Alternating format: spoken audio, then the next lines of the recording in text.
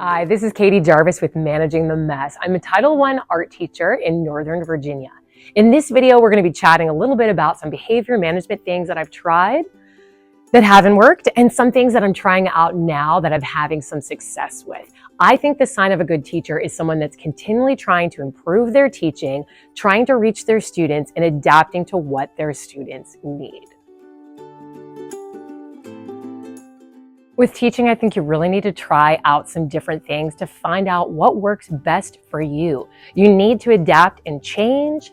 And one of the things that I thought I needed to do, especially as a new teacher, was yell. Because I would notice a difference. Maybe when I was trying to quiet my line because the teacher was coming back, the classroom teacher would come back and the students would all stand quietly. And I thought to myself, why aren't they responding that way to me? And I thought that it was that I was not yelling enough. And so I tried this tactic for a while, and I even came back to it from time to time. But when you start to yell at students, sometimes it feels good because you're kind of getting that frustration out, but it's really not achieving anything. And a lot of these students that you're yelling at, they've been yelled at before by other teachers. They quickly learn to tune you out if you're doing this. So it's not the best strategy, and I try to avoid it.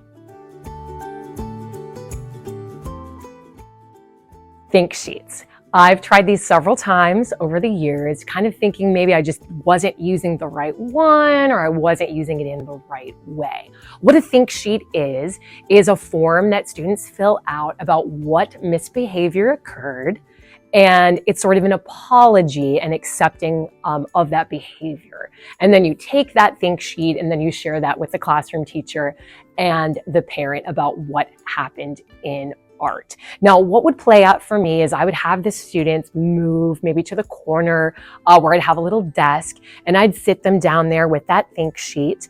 And it's very difficult even to find, the time to go over and quietly do that in the midst of an art class when people are painting or doing clay and there's all this excitement. So there was that. My whole focus was moving away from the whole class and going to this one person to try to work through these think sheets. Often the students don't want to write, and I often found that this would lead to a lot of tears. Even the sight of the think sheet would upset people because then they would realize that they were in trouble. And they would cry so hard that their tears would disintegrate the paper. After this happened to me, 50 times or so throughout my career, I gave up using think sheets in the art room. So the worst strategy that I ever tried was make a U-turn. I decided that I would make and laminate these cute little signs that look like a traffic sign to make a U-turn, and added, make a U-turn with your behavior. And I would give this to students as a warning. So I just had these on magnets. I had this all set up at the beginning of one of my school years. And I think this might have been, year 6 or 7, so I should have known better. And as students were misbehaving, I would just quietly take one off the board and I would set it down where they were working. And then if I noticed them improving, I would take that away and hang it back up.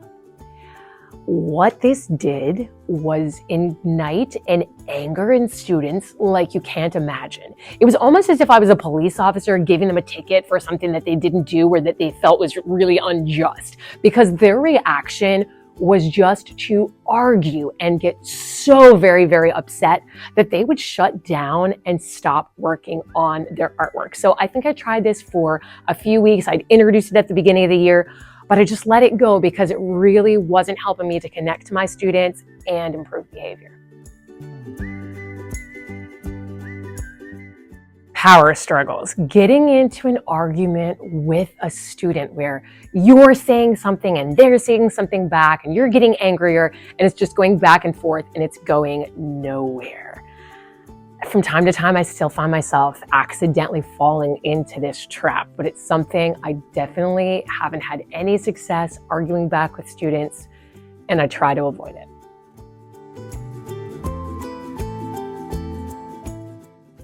When I started at my current school, they're not a PBIS school, so there's no little incentives or little money or anything like that. And in my previous schools, I had chosen mystery artist, and I'd just given them those little piece of papers at the end of class. Didn't cost me anything. It was super easy. But when I came to this school that I'm at now, they didn't have anything like that in place. So I felt like, oh my goodness, I need to replace that. So I went out and bought these adorable little tiny erasers from the Target back to school section. I spent way too much money. I went to Michael's and bought these adorable little rainbow containers to put them in. And I made a cutesy little mystery artist thing for our mascot Hornets. And I would pick, 2 or 3 students at the end of every class that were doing their very best. And I would let them choose an eraser. If they were in the upper grades, I let them choose like a pen or a pencil. And I would make a big deal out of this. Now, this was working fine for me, but it was something that I did have to pay for and fund. And it was something I also had to manage at the end of each class. I would tell my classes that if we had a bad day where we didn't earn our paintbrush as a class and things were very stressful during our cleanup, that I wouldn't choose anyone. So they would work together that way and were a bit motivated, so they knew at least someone was going to get that chance to be the mystery person for the day. Now, obviously, when schools closed, I stopped doing this. And when we came back, things were just so overwhelming with all of the cleaning. To simplify life, it's something that I took away and I didn't bring back. And I noticed that maybe over time, 1, maybe 2 students noticed. So it's something I let go of because it's something obviously that didn't make a difference. Actually, students behave better now. I don't know why, but it didn't, those little erasers and that incentive and getting that recognition from a piece of paper didn't really mean as much to them as I thought.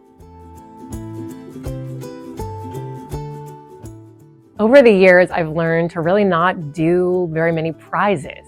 If you set up a system where you are on a regular basis buying prizes and providing them to students, depending on what stage you are in your life, you're going to get to a point where you no longer want to do that and you no longer want to take your paycheck to pay for those things. So think about that. If maybe you're spending $100 a year and you want to be teaching for 25, 30 years, that is going to add up and you could do something else with that money. If you are going to invest money in your classroom, buying non-consumable materials, things like bins or teacher tools that are going to be with you your entire career and not be consumed quickly by students and really a lot of those prizes quickly forgotten, I think that's a better investment with your money and your time organizing those rewards. Along those lines, I don't do a class party or an incentive per se. I do a ketchup and pickle day, which is a day when students catch up on their work at the end of the quarter and then they get to pick and choose what they do. But it's not earned by the students, no matter if they're in a wonderful class that's done great each and every art time, or they're in a terrible class that struggled from week to week and needed lots of reminders about the rules, they still get that ketchup and pickle day. So it's a day for me also to catch up on my work and a reward for me surviving till the end of the quarter and getting my progress reports done. But I don't do any parties, any special slime things or anything like that, because I do find that there are going to be a couple kids in each class that could potentially ruin it for the class.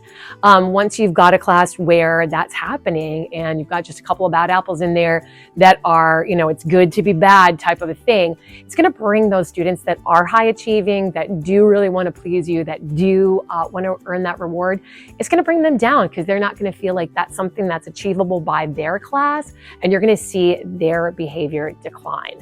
Also, keeping up with points and stickers and charts, just not the best use of my time. There's so much things we have to get done as an art teacher, so it's something that I let go over the years, and I'm glad that I did. If you found this video interesting, be sure to like and subscribe. I make videos just like this one every single week. I help make your job easier, help you improve your classroom management, and help you feel less alone in this crazy career.